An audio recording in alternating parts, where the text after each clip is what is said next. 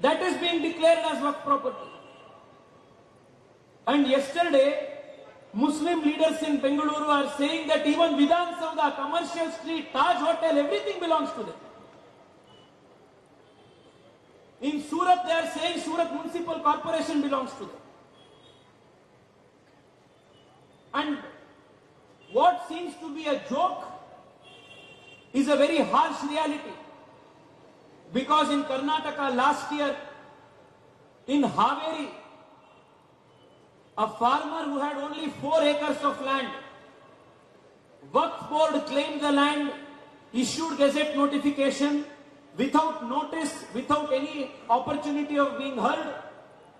His 4 acres land was transferred, the mutation register RTC was transferred to Waqf board. And once your property is transferred to Waqf board in the revenue records, you will not get loan, you cannot do partition, you cannot sell it to anybody, you cannot get any mortgage, you cannot get subsidy from agriculture department, your land becomes dead. And in Karnataka last year in Haveri, a young farmer only 36 years old, he committed suicide because he had nowhere to go.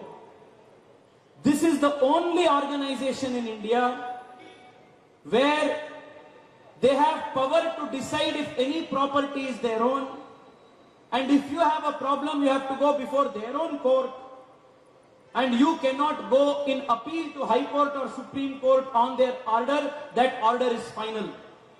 This is the only organization in the country which is petitioner, judge, jury, executioner, all in the same one.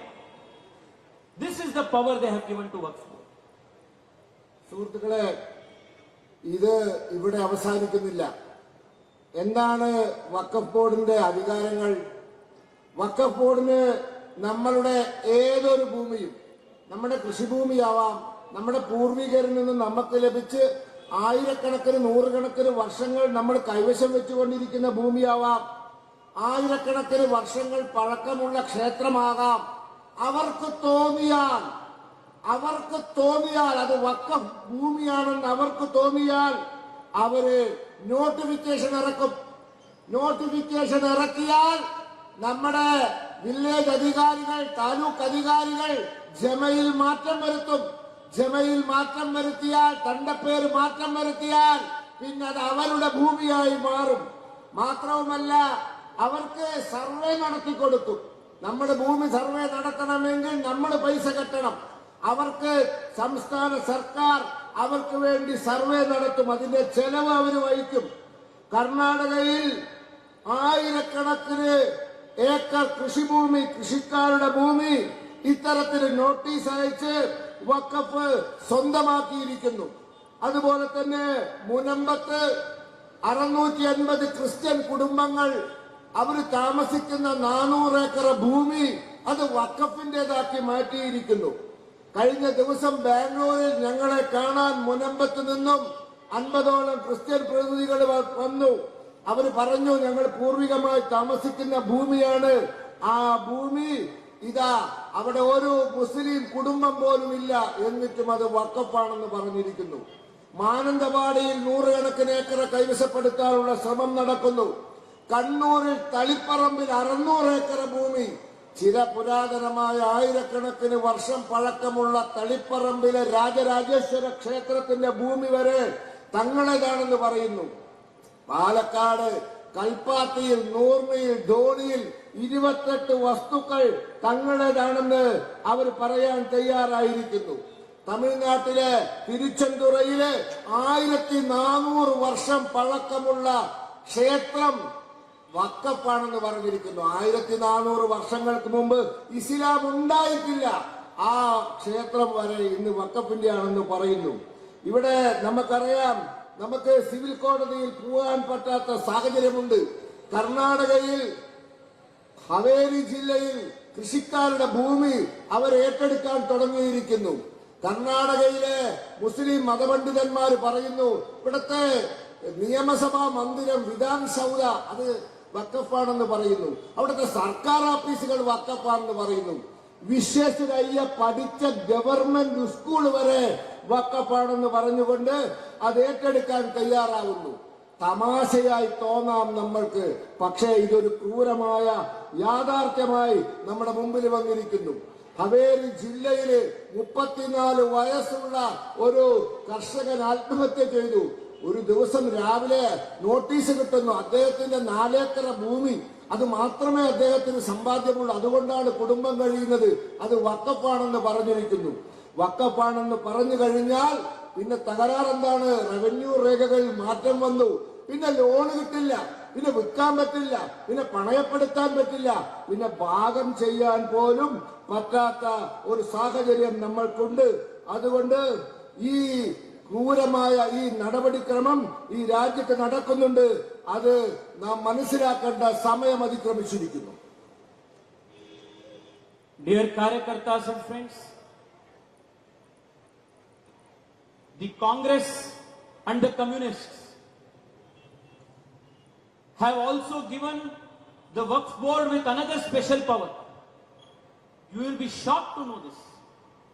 If Waqf Board conducts survey and declares your property to be Waqf property, under the Waqf Act, you are given only 1 year time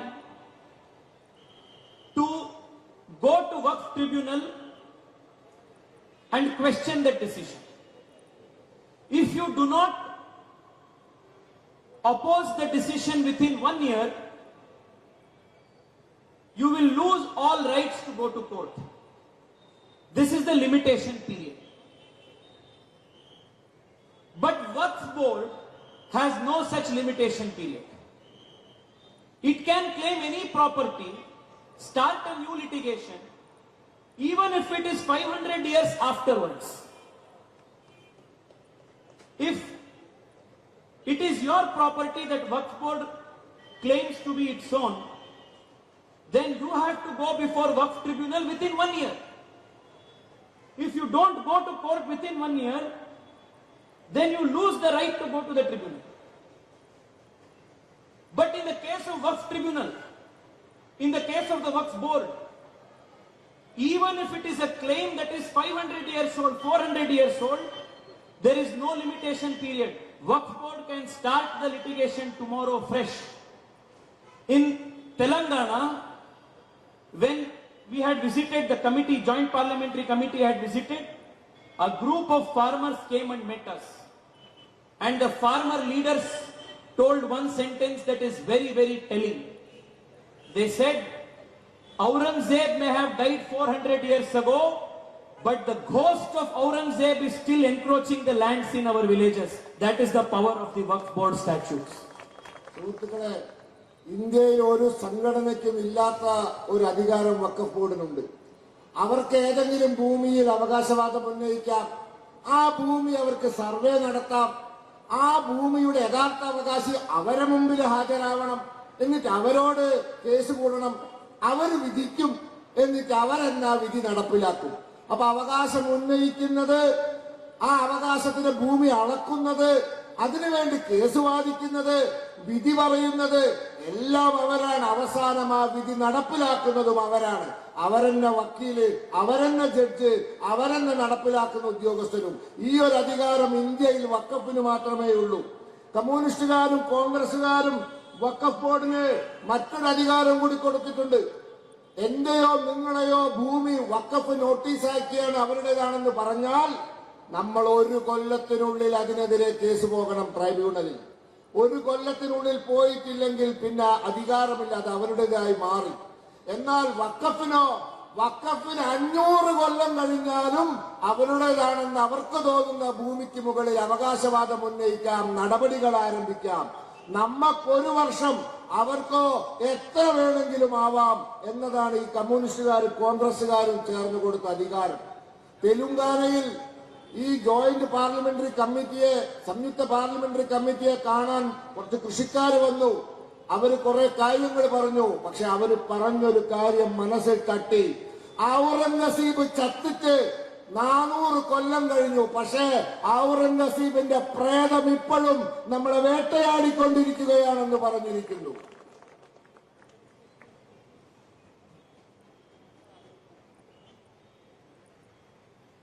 You tell me, are temple archakas considered government servants, public servants? No. Are the fathers of churches, are they considered government servants, public servants? No. But officers and members of the Waqf board, they are considered government servants. Secularism in India has a very weird meaning. Equal treatment of all is not secularism. Special treatment to Muslims is considered secularism. This is the secularism of the Congress party. ഞാനൊരു കാര്യം ചോദിക്കട്ടെ, നമ്മുടെ നാട്ടിലെ അമ്പലങ്ങളിലെ പൂജാരിമാർ, അവിടുത്തെ കഴകക്കാർ, അവര് സർക്കാർ ഉദ്യോഗസ്ഥന്മാരാണോ? അല്ല. Christian ദേവാലയങ്ങളിലെ പള്ളിലച്ചന്മാർ, കപ്പ്യാര് പോലുള്ള ആളുകൾ ഗവൺമെന്റ് ഉദ്യോഗസ്ഥന്മാരാണോ? അല്ല. എന്നാൽ വഖഫ് ബോർഡിന്റെ ഉദ്യോഗസ്ഥന്മാരും ജീവനക്കാരെയും സർക്കാർ ഉദ്യോഗസ്ഥന്മാരായി കാണുന്നു. മതേതരത്വം എന്ന് പറഞ്ഞാൽ ഇന്ത്യയിൽ എല്ലാവരെയും ഒരേപോലെ കാണുന്നതിനെ അല്ല മതേതരത്വം എന്ന് പറയുക. മുസ്ലിങ്ങളെ പ്രത്യേകമായി കാണുന്നതിനെയാണ് ഇന്ത്യയിൽ മതേതരത്വം എന്ന് ഓമന പേരിട്ട് വിളിക്കുന്നത്. My dear friends, both the UDF and the LDF know that the Waqf board is a ghost that can encroach anybody's land. They know that the kind of powers that Waqf board has today to claim any land as its own, to cause change in the mutation register, the power to also act as a judge, they know that no other organization has this. They know, both UDF and LDF know, that if Waqf board is not curtailed, if amendment is not brought to the Waqf Act in a very short period, Waqf board can make all of Kerala, all of Karnataka, all of India as Pakistan. Both of them are aware. But in spite of that, just to cultivate their vote bank, just for Muslim votes, they are ready to sacrifice your land, your property, your churches and your temples. In Kerala Assembly, UDF and LDF have passed resolution opposing the reforms to the Waqf Act that Narendra Modi government is bringing to protect your lands. This is the reality of the secularism as practiced by the UDF and LDF here. But I want to assure all of you, in this very winter session of the parliament, your Narendra Modi government will bring the amendment to the Waqf Act and we will put a full stop to the Waqf board's encroachment powers. We will protect our ancestral lands. We will protect the agricultural land of the farmers. We will protect the lands that belong to our churches. We will protect the lands that belong to the thousands and years old temples of this country. ഇവിടത്തെ UDF-നും LDF-നും കൃത്യമായിട്ട് അറിയാം ഇപ്പോഴത്തെ വഖഫ് നിയമം ഇത് ഏത് ഭൂമിയും കയ്യേറാനും ഏത് ഭൂമിയിലെ റവന്യൂ രേഖകൾ തിരുത്താനുമുള്ള അധികാരം വഖഫ് ബോർഡിനുണ്ട് എന്ന്. മാത്രമല്ല അവർക്കൊന്നുകൂടി അറിയാം, ഈ വഖഫ് നിയമം ഇത് അവസാനിപ്പിച്ചിട്ടില്ലെങ്കിൽ ഈ വഖഫ് ബോർഡുകാർ സമ്പൂർണ്ണ കേരളവും കർണാടകയും ഒക്കെ പാകിസ്ഥാൻ ആക്കുമെന്നും അവർക്കറിയാം. പക്ഷെ അവർ ഇതിനെ 4 വോട്ടിനു വേണ്ടി, മുസ്ലിം വോട്ടിനു വേണ്ടി പിന്തുണയ്ക്കുകയാണ്. പക്ഷെ ഒരു കാര്യം ഞാൻ പറയാൻ ആഗ്രഹിക്കുന്നു, നമ്മളുടെ നരേന്ദ്രമോദിയുടെ ഗവൺമെന്റ് ഇതാ ഈ വരാൻ പോകുന്ന പാർലമെന്റിന്റെ ശീതകാല സമ്മേളനത്തിൽ ഈ വഖഫ് നിയമത്തെ എന്നേക്കുമായി അവസാനിപ്പിക്കാൻ പോവുകയാണ്. അതിനൊരു ഫുൾ സ്റ്റോപ്പ് ഇടാൻ പോവുകയാണ്. ആത്മീയ കാര്യകർത്ത ബന്ധു, this Waqf board and its activities are unconstitutional.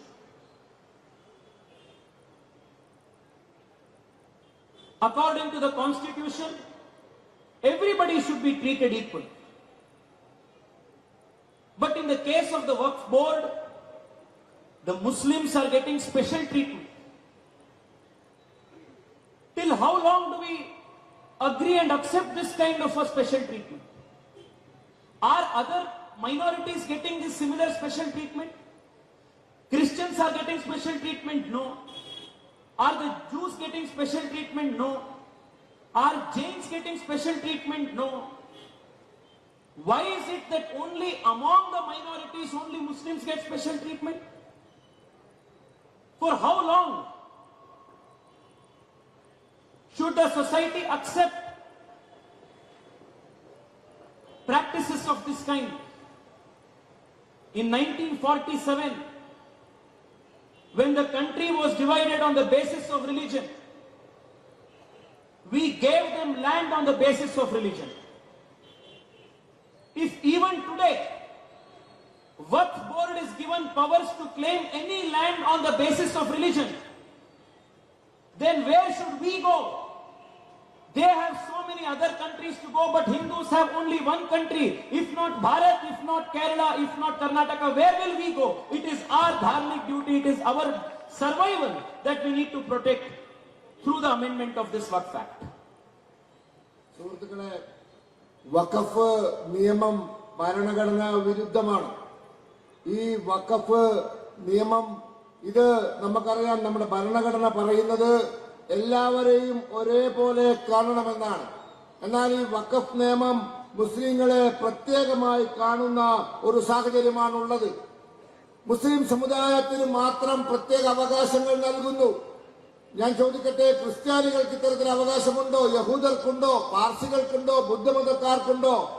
ആർക്കുമില്ലാത്ത ഈ പ്രത്യേക അവകാശം ഈ സമൂഹത്തിന് എത്ര കാലം സഹിക്കാൻ പറ്റും? എത്ര കാലം നമ്മുടെ സമൂഹത്തിന് ഇത്തരത്തിലുള്ള ഈ വിവേചനം സഹിക്കാൻ പറ്റും? നമുക്കറിയാം, 1947 നമ്മുടെ രാജ്യം മതത്തിന്റെ അടിസ്ഥാനത്തിൽ വിഭജിച്ച് മതത്തിന്റെ പേരിൽ ഭൂമി കൊടുത്തു. ഇപ്പോഴും മതത്തിന്റെ പേരിൽ ഭൂമിക്കായിട്ടുള്ള വേട്ടയാടൽ നടക്കുകയാണ്. ഇങ്ങനെ വേട്ടയാടി മതത്തിന്റെ പേരിൽ ഈ ഭൂമി മുഴുവൻ തട്ടിയെടുത്താൽ ഈ രാജ്യത്തെ ഹിന്ദുക്കൾ അങ്ങോട്ട് പോകും. ഈ രാജ്യത്തെ ഹിന്ദുക്കൾക്ക് ഇന്ത്യയല്ലാതെ മറ്റൊരു രാജ്യവുമില്ല. അതുകൊണ്ട് ഈ രാജ്യം നമ്മൾ സംരക്ഷിക്കുക തന്നെ ചെയ്യും. നമ്മുടെ ആയിരക്കണക്കിന് വർഷം പഴക്കമുള്ള ക്ഷേത്രങ്ങളും നമ്മൾ സംരക്ഷിക്കും. My request to you at the end is this. Elections are not about the victory and loss of a single candidate. The coming elections is not just about Krishna Kumar. It is not just about BJP. It is about the future of this society, about this culture for the next 50 years, next 100 years.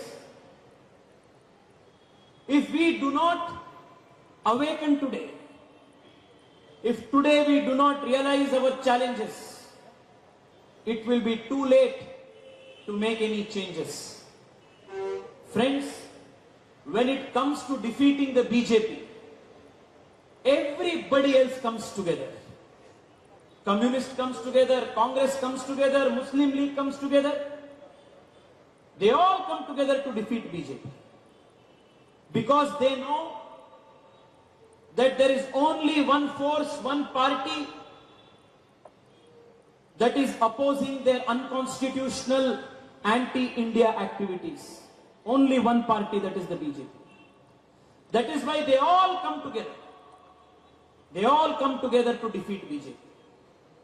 But I want to request all of you, even if 10 of them come together, we as the Karyakartas of the BJP will work much harder, more stronger than all of them and defeat all their combined powers. സുഹൃത്തുക്കളെ, തെരഞ്ഞെടുപ്പ് എന്ന് പറയുന്നത് ഒരു സ്ഥാനാർത്ഥി ജയിക്കുന്നതുമായി ബന്ധപ്പെട്ട് മാത്രമുള്ളതല്ല. ഇവിടെ Krishnakumar ജയിക്കുമോ BJP ജയിക്കുമോ എന്നുള്ളതല്ല.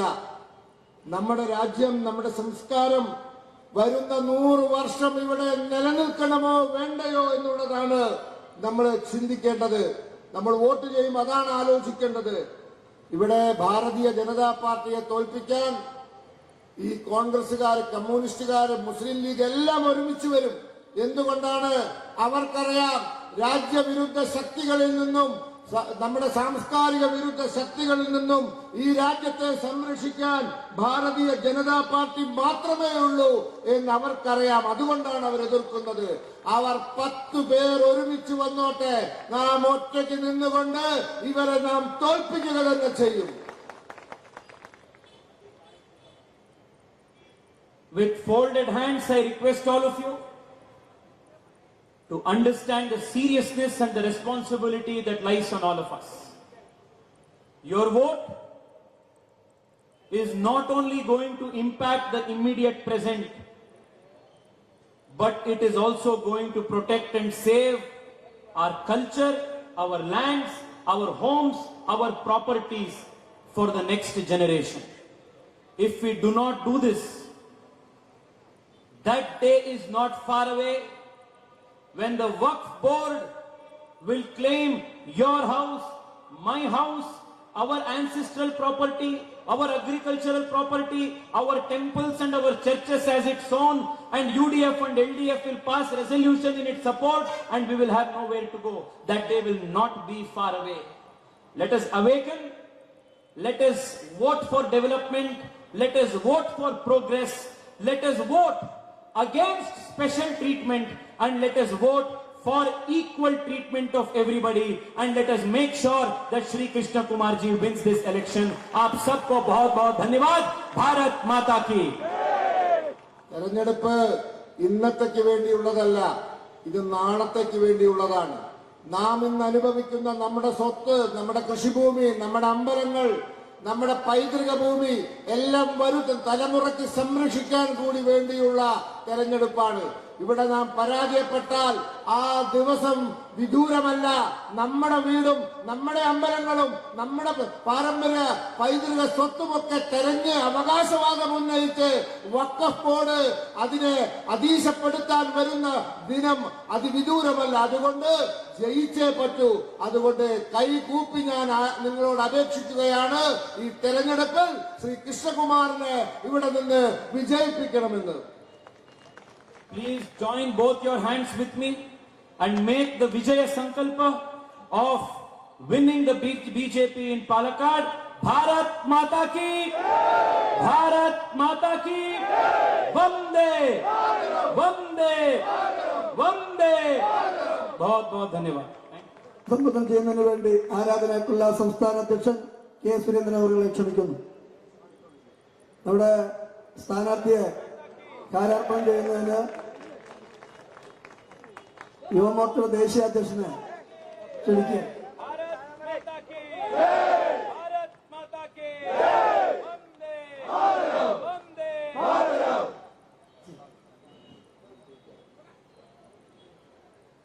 നമ്മുടെ സ്ഥാനാർത്ഥിയെ തേജസ്വി സൂര്യ അവർ ഹരാർപ്പണം ചെയ്യുകയാണ്.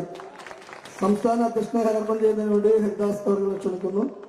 ഈ പ്രോഗ്രാമിന്റെ പ്രസംഗത്തിന് ശേഷം, സുരേന്ദ്രന്റെ പ്രസംഗത്തിന് ശേഷം മ്യൂസിക് നൈറ്റ് ഉണ്ടായിരിക്കും. എല്ലാവരും അത് ആസ്വദിച്ചു പോകണമെന്ന് പറയുന്നു. നമ്മൾ അഭിസംബോധന ചെയ്യുന്നതിന് വേണ്ടി കെ സുരേന്ദ്രൻ അവരെ ക്ഷണിക്കുകയാണ്. രണ്ടു വാക്ക് സംസാരിക്കും. ആദ്യമായിട്ട് കൃഷ്ണകുമാർ നമ്മളെ അഭിസംബോധന ചെയ്യും. അതിനുശേഷം സുരേന്ദ്രന്റെ പ്രസംഗം ഉണ്ടാകും. അതിനുശേഷം മ്യൂസിക് നൈറ്റ് ഉണ്ടായിരിക്കുന്നതാണ്. ഈ പൊതുസമ്മേളനം ഉദ്ഘാടനം ചെയ്ത യുവമോർച്ചയുടെ ബഹുമാന്യായിട്ടുള്ള അഖിലേന്ത്യാ അധ്യക്ഷൻ ശ്രീ തേജസ്വി സൂര്യ, ബിജെപിയുടെ ബഹുമാന്യായിട്ടുള്ള സംസ്ഥാന അധ്യക്ഷൻ ശ്രീ കെ സുരേന്ദ്രൻ, ബിജെപിയുടെ ബഹുമാന്യായിട്ടുള്ള ജില്ലാ അധ്യക്ഷൻ ശ്രീ കെ എം ഹരിദാസ്, സംസ്ഥാന ട്രഷററും പാലക്കാട് നഗരസഭയുടെ വൈസ് ചെയർമാനുമായിട്ടുള്ള ശ്രീ അഡ്വക്കേറ്റ് വി കൃഷ്ണദാസ്, BDJSന്റെ ബഹുമാന്യായിട്ടുള്ള ജില്ലാ അധ്യക്ഷൻ അഡ്വക്കേറ്റ് രഘു, പാലക്കാട് നഗരസഭയുടെ ബഹുമാന്യായിട്ടുള്ള ചെയർപേഴ്സൺ ശ്രീമതി പ്രമീള ശശിധരൻ, BJPയുടെ ബഹുമാന്യായിട്ടുള്ള ദേശീയ കൗൺസിൽ അംഗം ശ്രീ ശിവരാജേട്ടൻ, BDJSന്റെ ബഹുമാന്യായിട്ടുള്ള സംസ്ഥാന ഉപാധ്യക്ഷൻ ശ്രീ അനുരാഗ് ഉൾപ്പെടെ വേദിയിലും സദസ്സിലുമുള്ള ബഹുമാന്യരെ, പ്രിയപ്പെട്ട നാട്ടുകാരെ, ജനാധിപത്യ വിശ്വാസികളിൽ നിന്ന് നമസ്കാരം. ഞാൻ സുദീർഘമായിട്ട് സംസാരിക്കുന്നില്ല. കൽപ്പാത്തി രഥോത്സവ വീതികളിൽ, അഗ്രഹാര വീതികളിൽ അവിടുത്തെ നമ്മുടെ പ്രവർത്തകർ കാത്തു നിൽക്കുക. ഒന്ന് രണ്ട് കാര്യങ്ങൾ മാത്രം ഞാൻ സൂചിപ്പിച്ച് എൻ്റെ പ്രസംഗം അവസാനിക്കും. ഈ കഴിഞ്ഞ ദിവസം പാലക്കാട്ടെ നമ്മുടെ പ്രിയ സഹോദരൻ ശ്രീ ശ്രീനിവാസന്റെ കൊലപാതകത്തിന് ഉത്തരവാദികളായിട്ടുള്ള PFIയുടെ രാഷ്ട്രീയ വിഭാഗം SDPI UDFന് പിന്തുണ പ്രഖ്യാപിച്ചു. ഞാൻ UDFന്റെ ವಿಶ್ವ ಪ್ಲಸ್ ಜನಹಿತಕ್ಕಿದು ಜಾಲದ ಜಾಲ.